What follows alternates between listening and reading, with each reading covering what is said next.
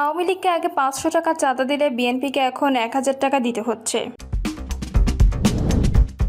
আপু ঢাকায় রোগীর বাবাকে রুম থেকে বের করে দিলেন চিকিৎসক।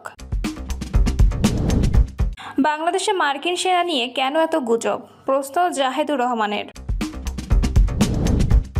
এবং সর্বশেষ জানাবো ভুল চিকিৎসার সত্যতা পাওয়ায় হাসপাতালে কার্যক্রম বন্ধের নির্দেশ। শুনছিলেন সংবাদ শিরোনাম, এবারে বিস্তারিত।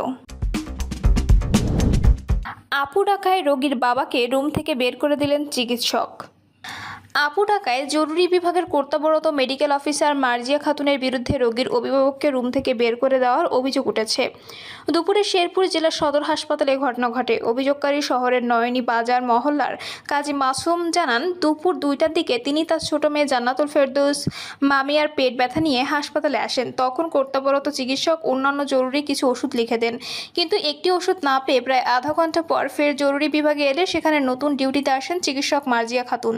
কাজী মাসুম দাবি করেন, তিনি বিনয়ের সঙ্গে ডাক্তার মার্জিয়াকে উদ্দেশ্য করে বলেন, আপু আগে ডাক্তার যে ওষুধ দিয়েছিলেন সেটা পাওয়া যাচ্ছে না, অন্য কোনো ওষুধ দেওয়া যায় কিনা। তখন আপু শব্দ শুনে ক্ষিপ্ত হয়ে মার্জিয়া বলেন, আপু বলছেন কেন, আমি মেডিকেল অফিসার, যান বের হয়ে যান। এরপর বারবার ধমক দিয়ে তাদের কক্ষ থেকে বের করে দেন। ঘটনার খবর পেয়ে বিকালে কয়েকজন সংবাদকর্মী চিকিৎসকের সঙ্গে কথা বলতে চাইলে তিনি বলেন, আমি আমার ঊর্ধ্বতন কর্তৃপক্ষ ছাড়া কারোর সঙ্গে কোনো কথা বলবো না। হাসপাতালে RMA ডাক্তার তাহেরাতুল আশরাফি বলেন, বিষয়টি শুনেছি, হয়তো ভুলক্রমে তিনি কথা বলেছেন, তবে এ বিষয়ে আমাদের অফিসিয়ালি অভিযোগ করতে হবে বা সরাসরি কথা বলতে হবে। শনিবার অফিস খোলার পর বিষয়টি দেখা হবে। হাসপাতালে উপস্থিত অনেক রোগী ও স্বজনরা অভিযোগ করেন, শুধু মার্জিয়াই নয়, জরুরি বিভাগ সহ হাসপাতালের অধিকাংশ চিকিৎসকই রোগী ও অভিভাবকদের সঙ্গে দুর্ব্যবহার করেন। আওয়ামী লীগকে আগে ৫০০ টাকা চাঁদা দিলে বিএনপিকে এখন ১,০০০ টাকা দিতে হচ্ছে। ইসলামী আন্দোলন বাংলাদেশের প্রেসিডিয়াম সদস্য অধ্যাপক আশরাফ আলী আকন বলেছেন, বিগত সময়ে ষড়যন্ত্রের মাধ্যমে নির্বাচন হয়েছে একটি ফ্যাসিস্ট গোষ্ঠীকে ক্ষমতায় বসানোর জন্য। আমরা মনে করছি আগামী নির্বাচনের মাধ্যমে দ্বিতীয় ফ্যাসিস্ট গোষ্ঠীকে ক্ষমতায় বসাতে সরকার প্রধান ডক্টর মোহাম্মদ ইউনূস পায়তারা শুরু করেছেন। এই দেশটা কারো বাপ দাদার নয়, তাই দেশ নিয়ে খেলা করবেন না। মানুষ আপনাকে মেনে নেবে তা হবে না। অধ্যাপক আশরাফ আলী আকন বলেন, সরকার প্রধান লন্ডনে গিয়ে একটি দলের প্রধানের সাথে দেখা করে নির্বাচনের তারিখ ঘোষণা করেছে। এটি তিনি করতে পারেন না। তিনি সকল দলের সাথে পরামর্শ করে নির্বাচনের তারিখ ঘোষণা করেননি।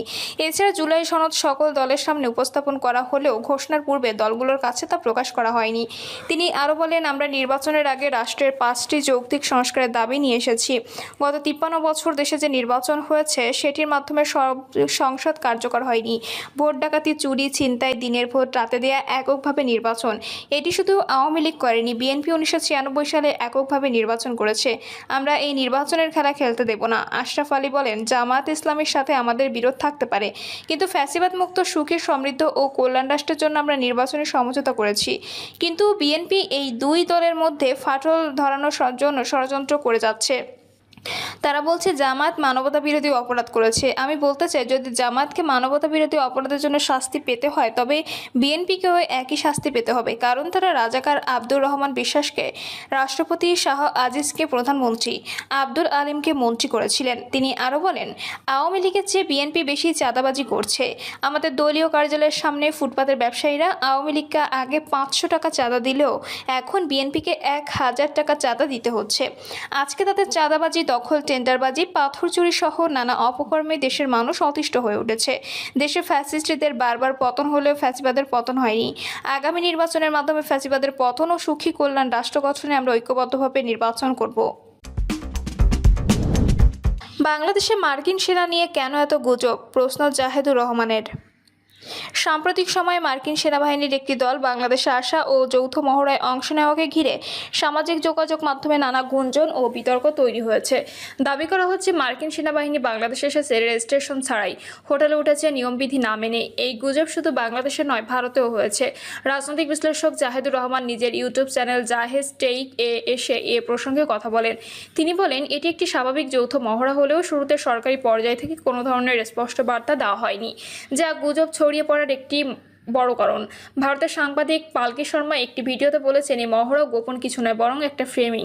তার মতে ভারতে কিছু গোষ্ঠী ও মিডিয়া এই ঘটনাকে একটি ন্যারেটিভ বানিয়ে দিচ্ছে, যাতে রাজনৈতিক তত্ত্ব ও তত্ত্ব বিতর্ক ছড়িয়ে পড়ে। পালকি যুক্তি দিচ্ছেন যে এটা শুধু আবহাওয়া গরম করার রূপ, যাতে ভারতীয় দর্শকদের মধ্যে উদ্বেগ ও বিতর্ক সৃষ্টি হয়। তিনি আরও বলেন, এ ধরনের ঘটনা বাংলাদেশে নতুন নয়, অতীতেও যুক্তরাষ্ট্রের সঙ্গে মিলিটারি এক্সারসাইজ হয়েছে। এমনকি শেখ হাসিনা সরকার যখন যুক্তরাষ্ট্রের সঙ্গে টানাপোড়েনের মধ্যে ছিল, তখন এ ধরনের যৌথ মহড়া হয়েছে, কিন্তু এবার বিষয়টি অস্বাভাবিকভাবে চাপা রাখা হয়েছে। তিনি বলেন, ভারতের এই ফ্রেমিংটি কেবল রাজনৈতিক স্বার্থে তৈরি, যা বাংলাদেশের সার্বভৌমত্ব ও অভ্যন্তরীণ বিষয় হস্তক্ষেপের মতো। তিনি বলেন, আমরা বহুবার দেখেছি ভারতের কিছু গোষ্ঠী বাংলাদেশে মৌলবাদী উত্থান, সেনা হস্তক্ষেপ বা বিদেশি চক্রান্তের গল্প বানিয়ে তার নিজেদের নিরাপত্তা হুমকির অংশ হিসেবে তুলে ধরে। তিস্তা প্রকল্প চীনের আগ্রহ এবং ভারতের অস্বস্তি নিয়েও জাহেদুর রহমান আলোকপাত করেছেন। তার মতে ভারতের অনেকেই মনে করেন শেখ হাসিনা সরকারকে নির্বাচনের সময় সহায়তা করে তারা একটি প্রতিদান পাবে, যার মধ্যে একটি ছিল তিস্তা প্রকল্প চীনের হাতে না যাওয়া। সেই প্রেক্ষাপটে এই মহড়াকেও ভারত সংকেত হিসেবে দেখছে। তিনি বলেন, আমাদের নাগরিকদের দরকার তথ্যভিত্তিক বোঝাপড়া।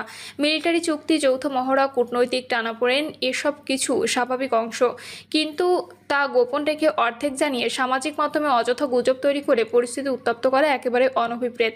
তিনি আরও বলেন, আমরা চাই স্বচ্ছতা, চাই দায়িত্বশীল আচরণ। আমেরিকা বা অন্য কোনো দেশের সঙ্গে সম্পর্ক রাখা যাবে না এমন কথা নয়, তবে সেটা দেশের স্বার্থকে প্রাধান্য দিয়েই হতে হবে, আর সেটি হতে হবে জনসমক্ষে খোলামেলা আলোচনার মাধ্যমে। ভুল চিকিৎসা সত্যতা পাওয়ায় হাসপাতালের কার্যক্রম বন্ধের নির্দেশ। নাটোরে ভুল চিকিৎসার প্রাথমিক সত্যতা পাওয়ায় শহরের কানাইখালী এলাকায় একটি বেসরকারি হাসপাতাল সাময়িকভাবে বন্ধ ঘোষণা করা হয়েছে।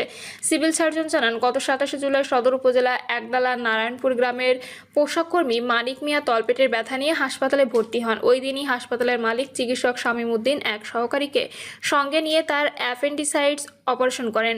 অপারেশনের পর প্রায় 1 সপ্তাহ রোগীকে হাসপাতালে ভর্তি করা হয়। পরে অবস্থার অবনতি ঘটলে স্বজনরা তাকে রাজশাহী মেডিকেল কলেজ হাসপাতালে নিয়ে যান।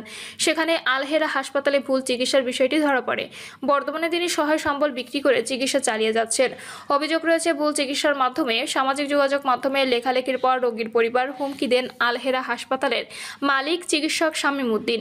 পরে ভুক্তভোগী পরিবারের লিখিত অভিযোগ এবং প্রাথমিক তদন্তের সত্যতা মেলায় হাসপাতালের কার্যক্রম বন্ধের নির্দেশ দেন সিভিল সার্জন। এই ঘটনায় নাটোর ক্লিনিক মালিক সমিতি রোগীর পরিবারকে 10,000 টাকা সহায়তা দিয়েছে এবং অভিযুক্ত হাসপাতালের বিরুদ্ধে ব্যবস্থা নেওয়ার আশ্বাস দিয়েছে। এ বিষয়ে যোগাযোগ করা হলে হাসপাতালের মালিক শামীম উদ্দিন কোনো মন্তব্য করতে রাজি হননি।